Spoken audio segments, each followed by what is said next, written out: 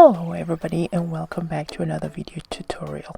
In this video tutorial I'm going to be showing you how to draft the PEAK lapel and collar. The lapel is defined as a part on each side of a coat or jacket immediately below the collar, which is folded back on either side of the front opening. There are three main types of lapel and collar: the notch lapel and collar, the PEAK lapel and collar, which will be the focus of this tutorial, and the SHAWL lapel and collar. The notch lapel is defined by a notch where the bottom of the collar and the top of the lapel connects at a 75 to 90 degree angle. The notch lapel always points outward and is partitioned from the top collar. The notch lapel is the most common type of all the three lapels. For this reason, they are considered the least formal of all the three types of lapel. They are common in your everyday work suits, jackets, and coats. The PEAK lapel is defined by edges pointing towards your shoulders. PEAK lapels always point upward and are partitioned from the top collar. Of the three types of lapel, PEAK collars are considered to be the most formal and most traditional. The SHAWL lapel is defined as a continuous curve without breaks or points such as the notched or peaked lapels. A SHAWL lapel is a solid rounded piece of fabric that wraps all the way around. However, this fabric that forms the SHAWL lapel often comes in a satin fabric. Because the SHAWL lapel is a continuous curve and is often made from a satin fabric, for these two reasons, the SHAWL lapel are considered the most relaxed and elegant of all the three lapel types.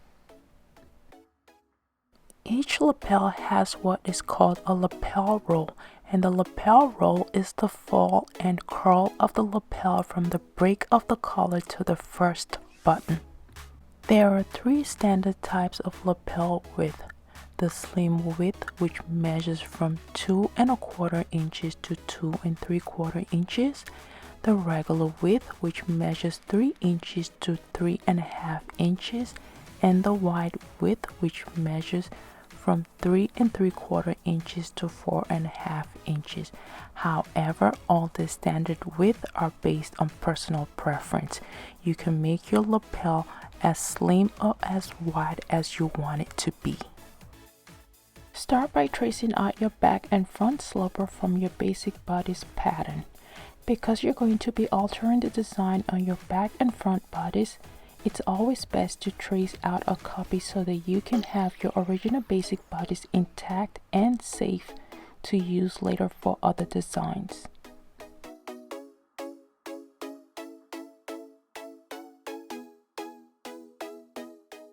When tracing out your front sloper, leave enough space at the center front and at the neck area.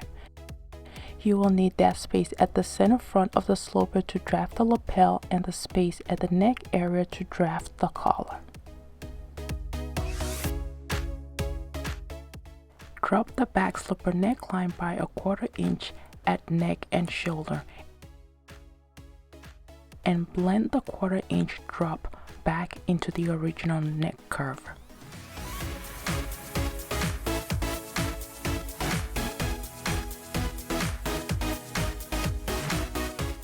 From the original neck point, mark and square backwards 1/4 inch on the front sloper. That 1/4 inch is the same 1/4 inch drop that you did on the back sloper, and it's for the same reason, to create wearing ease.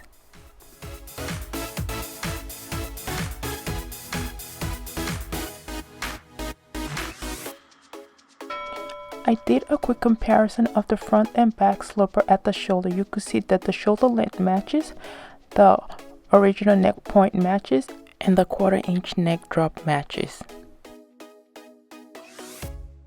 Again, from the original neck point, mark and square out 1 inch.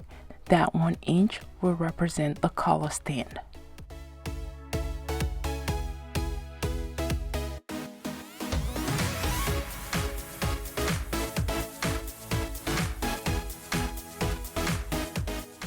To recap, we have 2 points from the original neck point on the front slipper. The 1-inch point, that is the collar stand, and the 1/4-inch point backwards, that is the neck drop. From the center front of your slipper at the hem, mark and square out a 1-inch extension. Then from that point, draw an extended vertical line to the neck point at center front.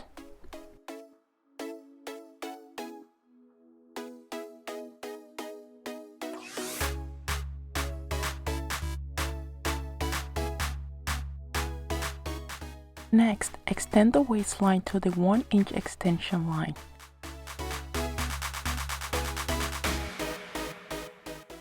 Then from that point at the extension line, measure up 1 inch. That point will be our break point. The break point is where the lapel roll ends. And right on the same level is your button placement.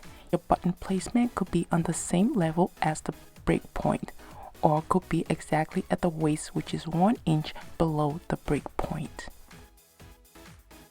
Next, draw a line to connect the break point to the end point of the 1-inch collar stand. Label your slipper. The break point is where the roll line intersects the 1-inch extension line at the center front. The depth point is where the roll line intersects the center front line, and it's where the lapel overlaps.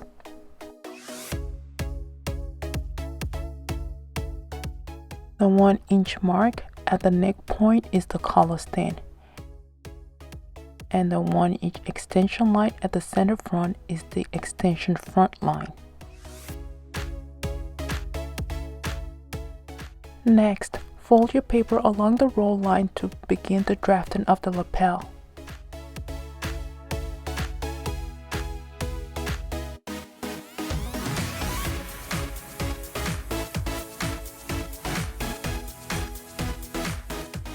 Then trace along the original neckline using a tracing wheel to help you transfer the neckline outline onto the other side of the paper. I outlined the traced neckline with a dashed line to differentiate it from the original neckline.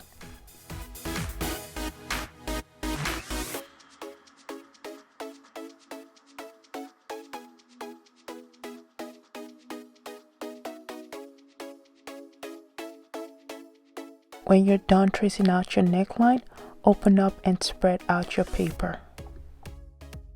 Then draw a straight line that is 1 3/4 inches long, making sure the line touches the point where the roll line and the neckline intersect and the end point of the traced neck curve. Then from that end point, draw a line at a 90-degree angle that is 2 inches long.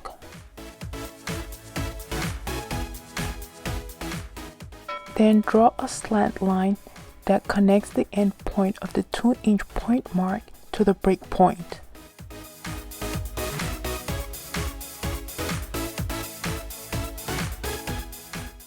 Then find the midpoint of that slant line. Use your measuring tape to measure the length of the slant line, then fold your tape measure in two to find the midpoint.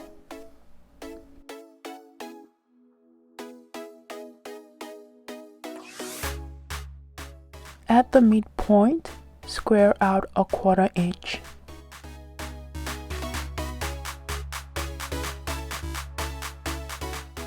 Then draw a curved line from the break point to the lapel tip, making sure it touches the 1/4 inch mark.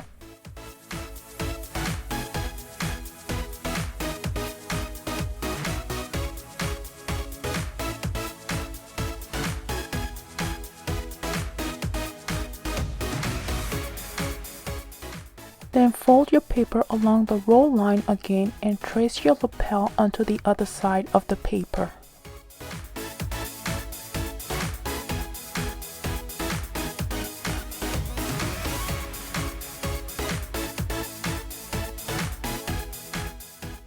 Next, erase the outline of the lapel on the inside of the sloper because you will not be needing that lapel anymore.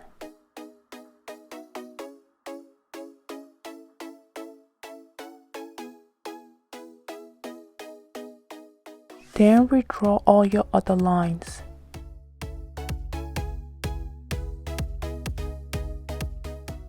Now we've finished drafting our lapel. Next, we move on to the collar.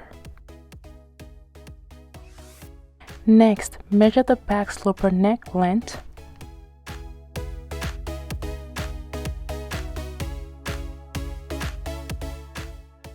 Measure from one end of the back neck to the other end of the back neck along the new neck curve.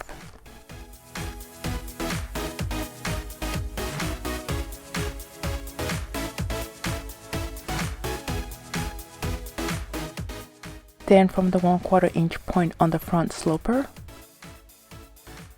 draw a line that is the measurement of the back neck length that you measured earlier. And from that point, measure backward 1/2 inch at a 90-degree angle. Next, find the midpoint or halfway point of the back neck line. You could do the calculation or use your tape measure to measure the length of the back neckline, then fold it in two to find the midpoint. You could skip this step or just blend the end point back into the neckline. Using your curved ruler, draw a curve that blends back into the neckline, making sure it touches the midpoint mark. Next, from the outer tip of the PEAK lapel, square in 3/4 inches and mark.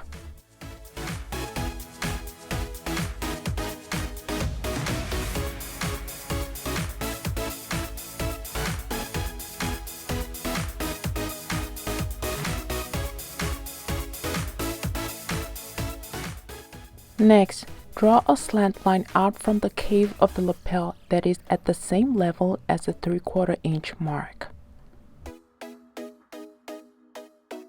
You could draw a guideline that is at a 90-degree angle straight up from the 3/4 inch mark to help indicate where your slant line will end. From the 1/2 inch point indicated by my finger, draw a line that is 2 3/4 inches long. That line is our back collar line.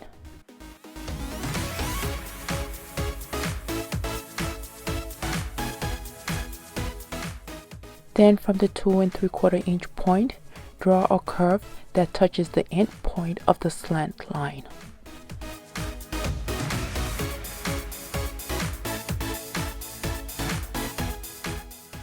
From the end point of the center back line, measure out 1 inch and mark.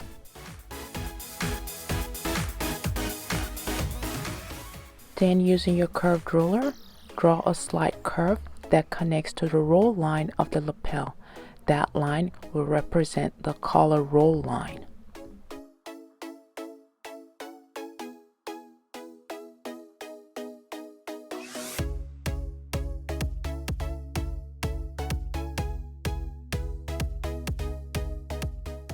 Then notch your lapel at the points that I'm indicating. These notches are very important for when you're sewing. Now we're done with drafting our collar.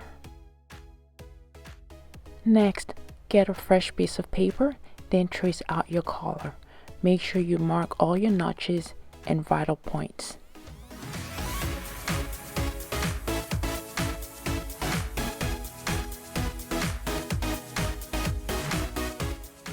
Next, I'm going to highlight my lapel with my marker to make it more visible.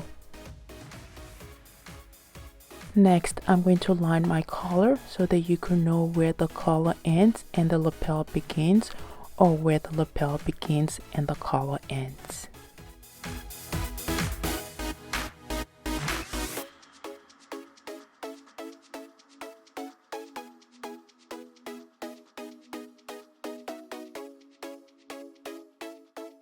Next, add your 1/2 inch seam allowance or sewing allowance all around your sloper. Add the 1/2 inch seam allowance to the drop neckline and not the original neckline. If you did not drop your back neck, then add the 1/2 inch seam allowance to the original neckline.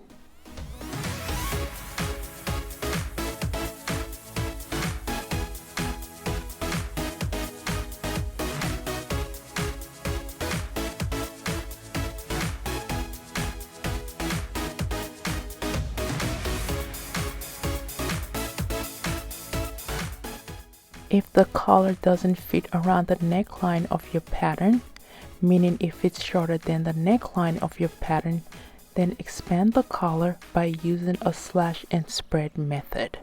Draw 3 slash lines that are 1 inch apart, then cut through the slash line up to the tip of the collar, but do not cut through the collar completely.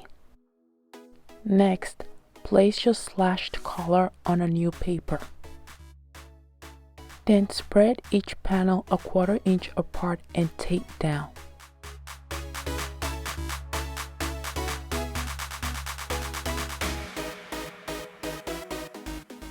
Next, redraw the outline of your collar. Then cut out your new collar.